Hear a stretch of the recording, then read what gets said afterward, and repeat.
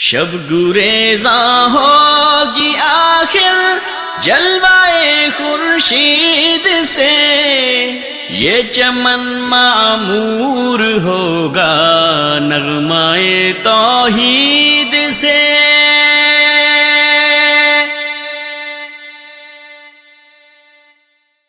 شریعت محمدیہ نے بہت ساری ایسی دعائیں سکھائی ہیں جو انسان کو شیاطین کے شر سے، مختلف بیماریوں سے، مختلف خطرات سے بچاتی ہیں۔ اللہ کی رحمت سے انسان اللہ کی پناہ میں آ جاتا ہے۔ اور اگر آج دیکھا جائے ہماری اکثریت ان دعاؤں سے غافل ہے۔ وہ مصیبت پڑنے کے بعد تو دعاؤں کا سوالی بنتی ہیں، علماء سے پوچھتی ہیں کہ کوئی وظیفہ بتا دیں، اب یہ ہو گیا ہے، اب یہ ہو گیا ہے، اب یہ ہو گیا ہے، لیکن یہ جو کچھ ہو گیا اس سے پہلے پیارے نبی صلی اللہ علیہ وسلم کی سکھائی ہوئی دعاؤں کو یاد نہیں کرتی، اس پہ عمل نہیں کرتی، اس کا وظیفہ نہیں کرتی، اسے پڑھتی نہیں ہے۔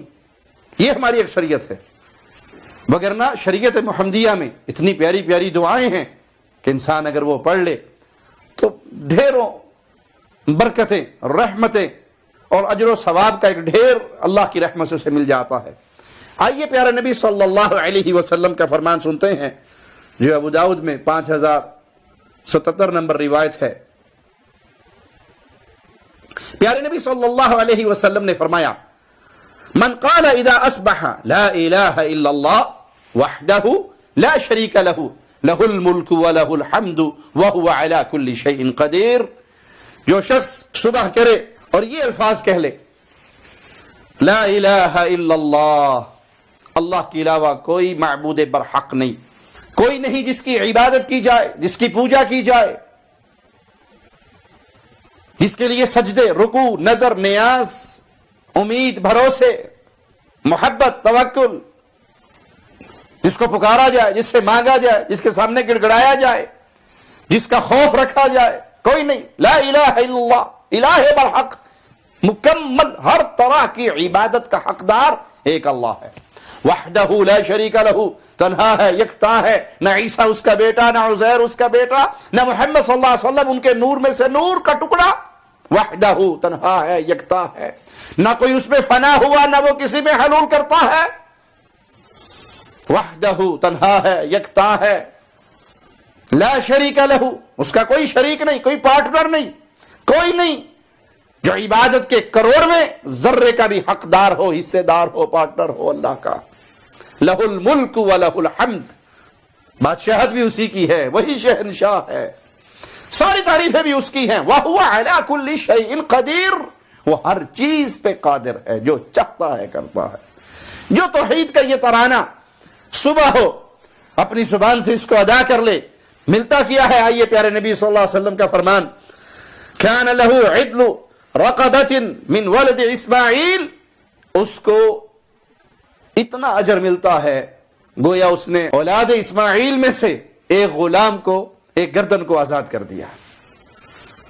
اللہ اس کو اتنا اجر دیتا ہے جتنا ایک غلام آزاد کروانے کا، اور غلام بھی عام نہیں، اولاد اسماعیل میں سے ایک شخص کو، ایک گردن کو آزاد کروا دے، جتنا اجر اس کو ملے گا اتنا اجر ایک دفعہ یہ تسبیح کہنے والے کو ملے گا۔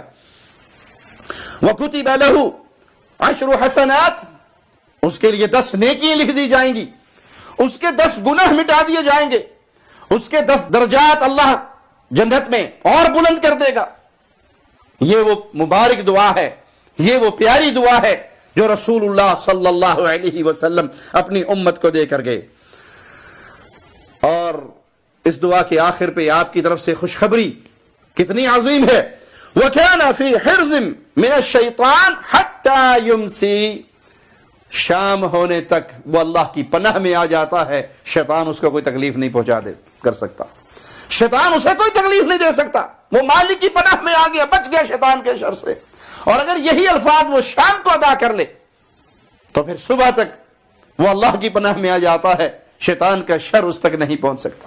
تو کوشش کیجئے، فجر کی نماز پڑھ لی، اپنے اپنی جگہ پر بیٹھے رہے، اور لا الہ الا اللہ وحدہ لا شریک لہ لہ الملک ولہ الحمد وہو علی کل شیء قدیر، اس کی کم از کم 100 دفعہ تسبیح کر لیں، آپ کو کتنی نیکی ملے گی۔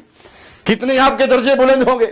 اسی طرح شام کو پھر یہ تسبیح کر لیں, اجر بھی ہے, نیکیے بھی ہیں, ثواب بھی ہے, حسنات بھی ہیں, گناہ مٹ بھی رہے ہیں, درجات بھی بلند ہو رہے ہیں, اور اس کے ساتھ ساتھ آپ شیطان کے شر سے محفوظ ہو کر اللہ کی پناہ میں بھی آ جاتے ہیں. صحیح بخاری اور صحیح مسلم میں سیدنا سعد بن ابی وقاص رضی اللہ عنہ وارضاہ سے روایت ہے کہ نبی کریم صلی اللہ علیہ وسلم نے فرمایا, من استباح کل یوم 7 تمرات عجوة, جو نہار منہ صبح سویرے عجوہ کھجور کے 7 دانے کھا لے, اس کو اپنی روٹین بنا لے, اس کا ناشتہ, اس کا صبح اٹھ کر کھانا وہ 7 دانے عجوہ کھجور کے ہوں, لم يضره في ذلك اليوم سم ولا سحر, یہ روٹین بنانے والا, یہ کام کرنے والا اس دن نہ اس پہ کوئی زہر اثر کرے گا اور نہ کوئی جادو اثر کرے گا.